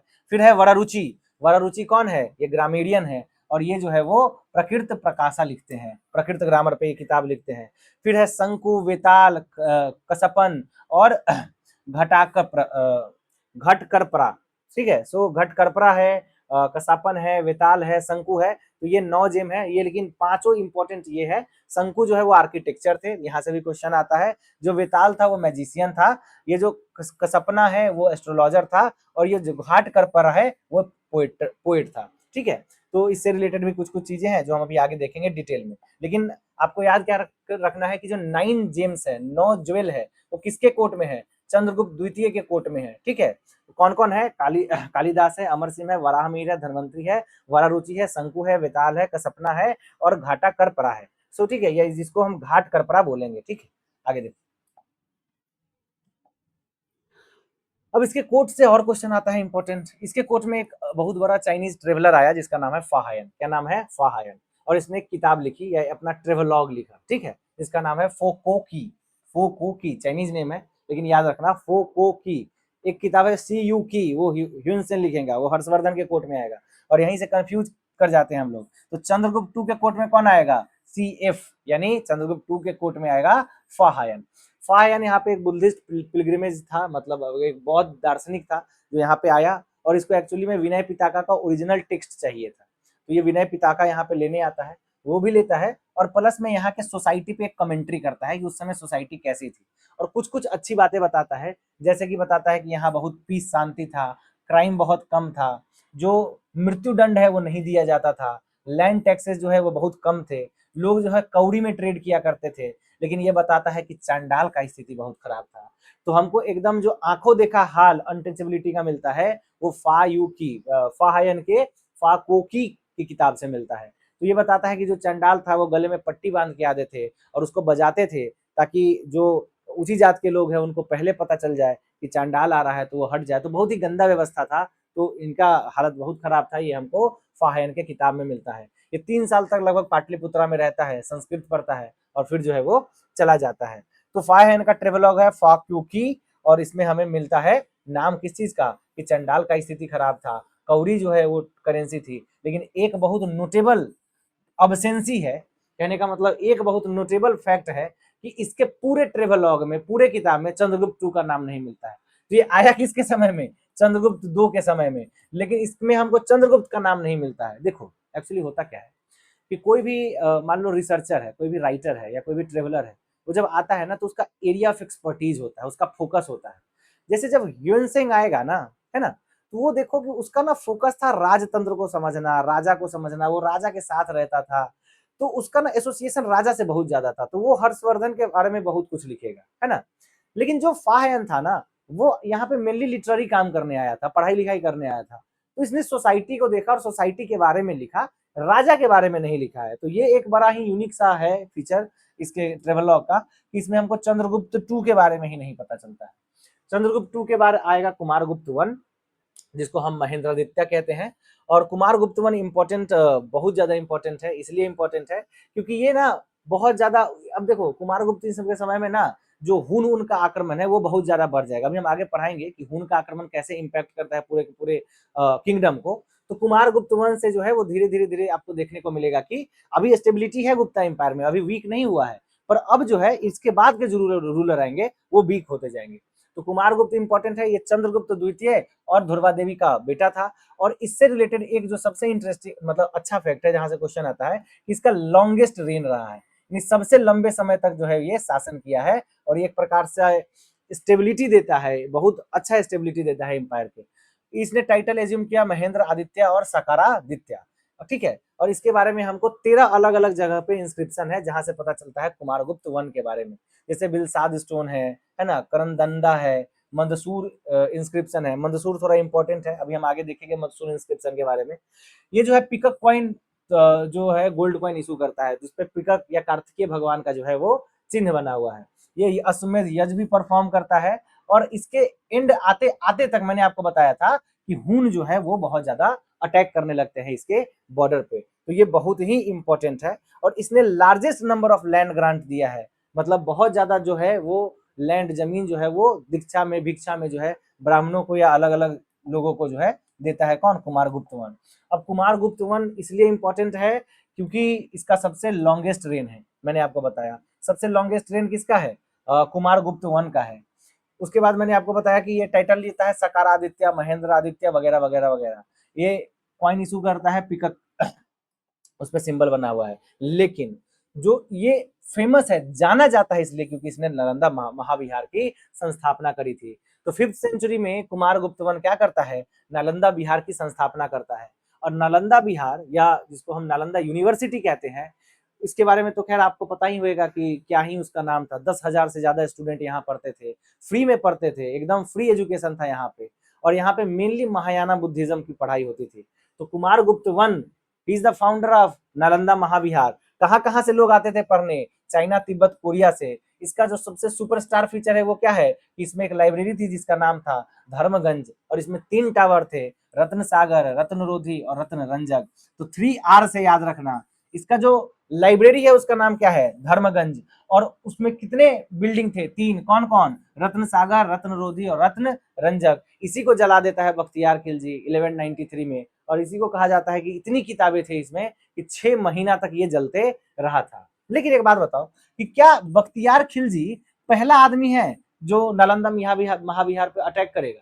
आंसर है नहीं। नालंदा पे 3 बार अटैक होता है। एक बार अटैक हुन करेंगे, अभी इसके बाद मैं आपको बताऊंगा जो हुन है वो बहुत अटैक, मिहिर कुल हो गया, तोरामन हो गया, ये लोग अटैक करते रहते थे। तो एक बार नालंदा बिहार को जो है डिस्ट्रॉय करेगा हुन, दूसरी बार करेगा शशांक, गौदा राजा। अभी जब मैं इसके बाद का लेक्चर लूंगा पोस्ट गुप्ता जब पढ़ाऊंगा तो उसमें बंगाल का एक राजा है शशांक, तो वो एक हिंदू राजा था, वो भी अटैक करता है, लेकिन उसको भी फिर रिपेयर करवा दिया जाता है। तो हुन अटैक करेगा, इसको गुप्ता रूलर आगे जाके रिपेयर करवा देंगे। शशांक अटैक करेगा, उसको जाके आगे हर्षवर्धन रिपेयर करा देगा। इसके बाद अटैक करेगा बख्तियार खिलजी और वो एकदम जला के नाश कर देगा। फिर ऐसा कुछ बचता ही नहीं है कि उसको कोई रिपेयर करवा पाए। तो याद रखना कि नालंदा महाविहार पे 3 बार अटैक हुआ है, एक बार अटैक नहीं हुआ है। पहली बार हुन करेंगे, दूसरी बार शशांक करेगा, तीसरी बार बख्तियार खिलजी करेगा। तो इसने जो है वो अपने एम्पायर को बढ़ाया है ना। तो इम्पोर्टेंट है, ये क्या बोलते हैं इसको हम, कुमारगुप्त वन जो है सबसे ज्यादा इंपॉर्टेंट इसलिए है कि ये नालंदा महाविहार। और यहाँ के चांसलर सीलभद्र थे, धर्मपाल, नागार्जुन, इससे रिलेटेड जो है बड़े बड़े स्कॉलर रहे हैं। 1193 में जो है बख्तियार खिलजी इसको जला देता है। अब देखो इसके बाद आएगा स्कंदगुप्त, जिसको हम बोलते हैं द हुना इन्वेजन या सेवियर ऑफ इंडिया। देखो जो हुन है ना, ये एक ट्राइबल ग्रुप था सेंट्रल एशिया का। ये हुन 2 ब्रांच में टूटेगा, एक एंटिलिया हुन है जो रोमन साम्राज्य को खत्म कर देगा, यानी यही हुन का एक ब्रांच है जो यूरोप जाएगा और वहां की एक बहुत बड़ी, हम कह सकते हैं कि साम्राज्य था रोमन साम्राज्य, उसको उसका सर्वनाश कर देगा ये हुन। और ये हुन एक इंडिया आएगा, मिहिर कुल वाला, तोरामन वाला। और जब वो इंडिया आएगा तो यही बंदा है जो इंडिया को प्रोटेक्ट करता है। और इसी को कहा जाता है, ये इतना बड़ा राजा और इतना इंपॉर्टेंट राजा था कि ये मतलब राजपाट छोड़ देता है और जमीन पे सोता है, लेकिन इंडिया को सेव करता है किससे, उनके अटैक से।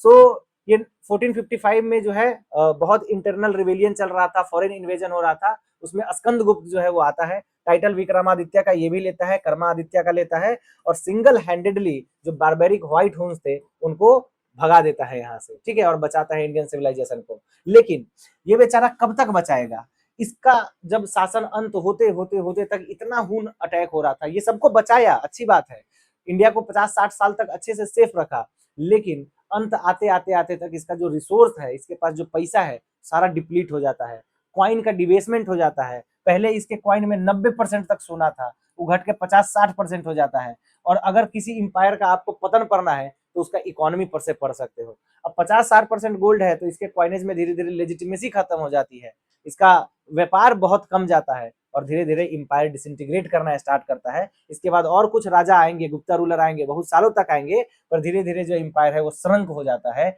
और छोटा होते चला जाता है, ठीक है। अब देखो, भितारी पिलर और जूनागढ़ इंस्क्रिप्शन बहुत इंपॉर्टेंट है, याद करो। मैंने आपको बताया था कि एक इंस्क्रिप्शन है जूनागढ़ इंस्क्रिप्शन, ये बनवाता कौन है, रुद्रदमन। कौन, रुद्रदमन। इसमें हमको किसका मेंशन मिलता है, सुदर्शन लेक का, किसका, सुदर्शन लेक का। सुदर्शन लेक कहाँ पे है, गिरनार एक जगह है गुजरात में, वहां पे है। इस सुदर्शन लेक से बार बार क्वेश्चन आता है, और मैं लगभग 3-4 बार बता चुका हूँ सुदर्शन लेक के बारे में, कि पहली बार उस लेक को कौन बनवाता है, चंद्रगुप्त मौर्य। किसके द्वारा, पुष्यगुप्त के द्वारा। उसके बाद कौन उसमें केनल निकलवाता है, अशोक अपने गवर्नर तुसापा के द्वारा। उसके बाद कौन आता है, उसके बाद आता है हमारा रुद्रदमन, वो भी एक बार उसको रिपेयर करवाता है, और एक बहुत बड़ा फ्लड आया था जिससे पूरा सुदर्शन लेक टूट गया, तो स्कंदगुप्त भी जो है वो उसको बनवाएगा, ठीक है। उसके बाद हमको जूनागढ़ इंस्क्रिप्शन तो बहुत इंपॉर्टेंट है, सुदर्शन लेक वगैरह बहुत इंपॉर्टेंट है, और यहाँ पे एक गवर्नर था प्राणदत्त और चक्रपालिता, यहाँ से भी क्वेश्चन पूछता है कि स्कंदगुप्त का कौन सा गवर्नर, तो प्राणदत्ता और चक्रपालिता, ठीक है। और वहां पे एक विष्णु टेम्पल भी बनवाता है। एक और है भितारी पिलर इंस्क्रिप्शन। अब देखो, याद करो पिलर इंस्क्रिप्शन से, अलाहाबाद पिलर किसका है, समुद्रगुप्त का। क्यों, इसमें प्रयाग प्रशस्ति है। इसको किसने लिखा, हरिसेन ने। जो मेहरौली है वो किसका है, चंद्रगुप्त द्वितीय का। किसका, चंद्रगुप्त द्वितीय का। तीसरा लिखो भितारी पिलर, क्या है, भितारी पिलर। ये किसका है, ये स्कंदगुप्त के बारे में बताता है कि बेचारा जो है बेर अर्थ पे सोता था लेकिन इंडिया को बचाया, ठीक है। तो इससे ज्यादा कुछ इंपॉर्टेंट नहीं है। और एक बार ये मैट्रिक्स भी देख ही लो, जो सुदर्शन लेक का है, मैं बार बार लिख देता हूँ इसलिए कि याद रहे। बनवाया सबसे पहली बार कौन, मौर्यन, चंद्रगुप्त मौर्य। पुष्यगुप्त ओरिजिनल डैम बनवाया 3rd सेंचुरी बीसी में। अशोका द ग्रेट का Tushaspa constructed irrigation canal. Rudradaman 150 CE में इसको क्या करता है, फर्स्ट मेजर डैम रिपेयर करवाता है। और फिर स्कंदगुप्त जो गुप्ता एम्पायर है। मुझे 2-3 चीजें होती है ना, जैसे इलाहाबाद पिलर इंस्क्रिप्शन है ना, Allahabad pillar inscription, Junagadh inscription, ये सब इंपॉर्टेंट पता है इसलिए है ना, क्योंकि इससे हमको एक क्रोनोलॉजिकल अमाउंट में पता चल जाता है कि अच्छा इस रूलर के बाद इस रूलर का आगमन हुआ है या आया है। तो ये ना हिस्टोरिकली बड़ा इंपॉर्टेंट है। हिस्ट्री ऐसा नहीं है ना डॉक्यूमेंट्री है, वीडियो चल रहा था उस समय का, या एकदम बढ़िया से किताब में लिखा हुआ है, नहीं। क्या झूठ है, क्या जैसे देवी चंद्रगुप्तम में विशाखादत्त क्या सच बोला झूठ बोला, हमको क्या पता। तो जब बाद में पता चलता है, जब दुर्जन कॉपर स्टैच्यू को देखते हैं, जब अलग अलग ईरन के स्टैच्यू को देखते हैं या इंस्क्रिप्शन को पढ़ते हैं, तो पता चलता है कि अच्छा रामगुप्त नाम का एक आदमी था। तो ये सब जो इंस्क्रिप्शन है ना, इससे हमको हिस्ट्री को कंस्ट्रक्ट करने का मौका मिलता है, इसलिए इंपॉर्टेंट हो जाता है। और जो चीज ऐसा इंपॉर्टेंट होगा वहां से क्वेश्चन आएगा। अब कुछ जैसे इसके बाद जो लेटर गुप्ता है, बहुत ज्यादा इंपॉर्टेंट कोई नहीं है, उसमें एक ही इंपॉर्टेंट है जिसका नाम है भानुगुप्त। क्या नाम है इसका, भानुगुप्त। देखो, भानुगुप्त से कंफ्यूज मत करना, भानुगुप्त जो है वो गुप्ता रूलर है, बहुत लेटर ऑन आया है, ये बाद में मतलब आया है। इसका एक इंस्क्रिप्शन है जिसका नाम है ईरन इंस्क्रिप्शन। और इसी ईरन इंस्क्रिप्शन में और भी बहुत चीज, हमें समुद्रगुप्त वगैरह इन सब के बारे में भी मेंशन मिलता है। ये सागर डिस्ट्रिक्ट एमपी में है, लेकिन पहला एपिग्राफिक प्रूफ ऑफ सती हमको यहाँ पे मिलता है। तो ये बहुत इंपॉर्टेंट हो जाता है, एकदम सुपर डुपर इंपॉर्टेंट हो जाता है। और यहाँ से बार बार प्रीवियस ईयर में क्वेश्चन पूछा जा चुका है कि जो भानुगुप्त का ईरन पिलर इंस्क्रिप्शन है या ईरन इंस्क्रिप्शन है, वहां से पहली बार हमको प्रूफ ऑफ सती मिलता है कि इनका एक वो सिपाही रहता है या सेनानायक रहता है जिसका नाम है गोपराज, और गोपराज मर जाता है युद्ध में लड़ते लड़ते। तो इनकी जो वाइफ है वो खुद को जो है उसी जहाँ पे वो जिस उसकी चिता जल रही होती है वहीं पे वो भी जल के मर जाती है।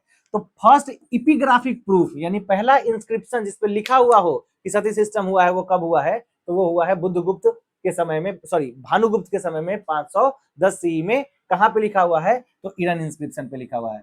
तो भानुगुप्त एकदम सुपर डुपर याद रख लेना, और कोई लेटर गुप्ता रूलर याद हो या ना हो। उसके बाद बहुत सारा रूलर आया है ना, आफ्टर स्कंदगुप्त आप देखोगे कि पुरुगुप्त आया, बुद्धगुप्त आया, लेकिन उतना इंपॉर्टेंट नहीं है। तो एक बार हमने देखा सबसे पहले श्रीगुप्त, उसके बाद घटोत्कच, उसके बाद चंद्रगुप्त वन, है ना, उसके बाद समुद्रगुप्त, सबसे महाबलशाली राजा समुद्रगुप्त, फिर कौन आएगा, चंद्रगुप्त द्वितीय, इसके बाद कौन आएगा, कुमारगुप्त, इसके बाद कौन आएगा, स्कंदगुप्त। स्कंदगुप्त के बाद और किसी गुप्त को याद रखना है, हाँ किसको, भानुगुप्त। क्यों इंपॉर्टेंट रहा है, क्योंकि इसके समय में ईरान इंस्क्रिप्शन लिखा गया है, जो पहला एपिग्राफिक सबूत है सती प्रथा का। तो गुप्त राजा में इतना ही राजा याद रखना है, अभी ज्यादा पुरुगुप्त बुद्धगुप्त वगैरह याद नहीं रखना है, मैंने बस लिख दिया है कि इसके समय के बाद इंपायर डिक्लाइन होना स्टार्ट हो गया, ठीक है। और जो विष्णुगुप्त है वो लास्ट रिकॉग्नाइज्ड गुप्ता रूलर है, जिसके बाद गुप्ता एम्पायर खत्म हो जाता है। और नॉर्थ इंडिया में मुखारीज हैं, और बहुत जो पोस्ट गुप्ता में हम सारा किंगडम फिर से पढ़ेंगे, ठीक है। साउथ इंडिया में हम देखेंगे कि फिर धीरे धीरे चालुक्य ऑफ बादामी, चालुक्य ऑफ वेंगी, पलवा, कांची में फिर राष्ट्रकूटा का उदय होगा, फिर हम त्रिपाटाइट स्ट्रगल, पाला प्रतिहारा वगैरह इन सब का पढ़ेंगे। यहां तक अगर आप देखोगे तो मोटा मोटा एंशिएंट हिस्ट्री का लास्ट स्टेज जो है ये है गुप्ता, और गुप्ता के बाद में थोड़ा हर्षवर्धन का जो हम एम्पायर देखेंगे, और वहां पे एंशिएंट हिस्ट्री लगभग खत्म होगी, और वहां से मिडिवल हिस्ट्री स्टार्ट होगी, ठीक है। तो एंशिएंट हिस्ट्री में हम कह सकते हैं कि 2-3 लेक्चर और बचेगा, ये पार्ट 1 में मैं कवर करूंगा, इसका एक और पार्ट आएगा जिसमें मैं सिर्फ लिटरेरी चीजें बताऊंगा, क्योंकि ये लेक्चर बहुत बड़ा हो जाएगा, नहीं तो 2-2.5 घंटा का हो जाएगा, और वो इंपॉर्टेंट है। जैसे मैंने आपको आर्यभट्ट बताया है ना, ब्रह्म संहिता बताया, ब्रह्मगुप्त बताया, धनवंतरी बताए, तो इनकी किताबें हैं, लिटरेरी वर्क है, सोसाइटी है, इसके लिए एक और क्लास लगेगा, और हमारा गुप्ता का हर चीज कंप्लीट, यानी डायनेस्टी पूरा खत्म, सोसाइटी पूरा खत्म, लिटरेरी वर्क पूरा खत्म, और आर्ट एंड कल्चर इससे रिलेटेड जितना है सब खत्म हो जाएगा नेक्स्ट लेक्चर में। तो अभी देखो, ठीक है, तो डिक्लाइन और फॉल गुप्ता एम्पायर का क्यों हुआ, पहला तो रीजन है हुन का इन्वीजन। भैया जो हुन है बहुत आक्रमण कर रहे थे, तो एम्पायर जो है वो एकदम मतलब इकोनॉमिकली पूरा रुइन हो गया। और इसमें एक मिहिर कुल नाम का हुन था, जिसको अटीला ऑफ इंडिया कहा जाता है, यही अटीला है। अटीला अलग है, ये रोमन इंपायर को खत्म करता है। तो रोमन इंपायर को भी हुन इन्वेजन के कारण जो है वो खत्म होना पड़ा था। इंडियन इंपायर को भी मोटा मोटी हुनों ने खत्म किया। और बहुत सारे यहाँ पे जो गुप्ता जब जैसे जैसे वीक होगा, तो मैंने बताया ना बहुत ब्रह्मदेव लैंड दिया है, अभी मैं बताऊंगा अलग अलग टाइप का जो लैंड ग्रांट ये देते थे। तो इसके कारण जो है वो बहुत सारे फ्यूडिटरी बन गए, जो जैसे जैसे गुप्ता जब कमजोर होते गया, तो ये सारे जो है वो इंपॉर्टेंट होते गए, और वो जो है वो गुप्ता को चैलेंज करने लगे। तो इसके कारण भी जो है वो डिक्लाइन माना जाता है। फिर इंडो रोमन जो ट्रेड है वो खत्म हुआ, इसके कारण जो है वो डिक्लाइन माना जाता है। और अग्रहारा लैंड, मैंने आपको बताया ना जो लैंड ग्रांट दिया जाता था, इसके कारण भी गुप्ता का जो है धीरे धीरे अंत हुआ है। तो यहां तक हमने पढ़ा है डायनेस्टी के बारे में कि गुप्ता में कितने रूलर थे, है ना। मैंने आपको फिर से एक बार बता देता हूं, श्रीगुप्त फाउंडर यानी डायनेस्टी का फाउंडर, इसके बाद Ghatotkacha original founder Chandragupta one, इसके बाद कौन आएगा, समुद्रगुप्त, समुद्रगुप्त के बाद चंद्रगुप्त टू, इसके बाद कुमारगुप्त, इसके बाद स्कंदगुप्त। बस इतना ही इंपॉर्टेंट है गुप्ता में। एक और भानुगुप्त बस याद रखना, क्यों, क्योंकि इससे रिलेटेड है ईरान पिलर या ईरान इंस्क्रिप्शन, ठीक है। तो यहाँ तक पूरा गुप्ता का डायनेस्टी खत्म हुआ है, अभी सिर्फ किंग खत्म हुआ है, यानी राजाओं के बारे में हमने पढ़ा। और जहां जहां से क्वेश्चन आता है, क्या किसका टाइटल है, किसके समय में क्या इंपॉर्टेंट हुआ है, वो सब हमने यहाँ पे पढ़ डाला है। इसके बाद हम जो पढ़ेंगे वो सोसाइटी के बारे में पढ़ेंगे, लिटरेचर के बारे में पढ़ेंगे, आर्ट्स एंड कल्चर के बारे में पढ़ेंगे, और पूरा गुप्ता एरा खत्म हो जाएगा। सो अगर यहाँ तक आपने वीडियो देखा है तो thanks for watching this video, और अगर आपको अच्छा लगा है तो कृपया चैनल को सब्सक्राइब कर दे, लाइक कर दे। Thank you.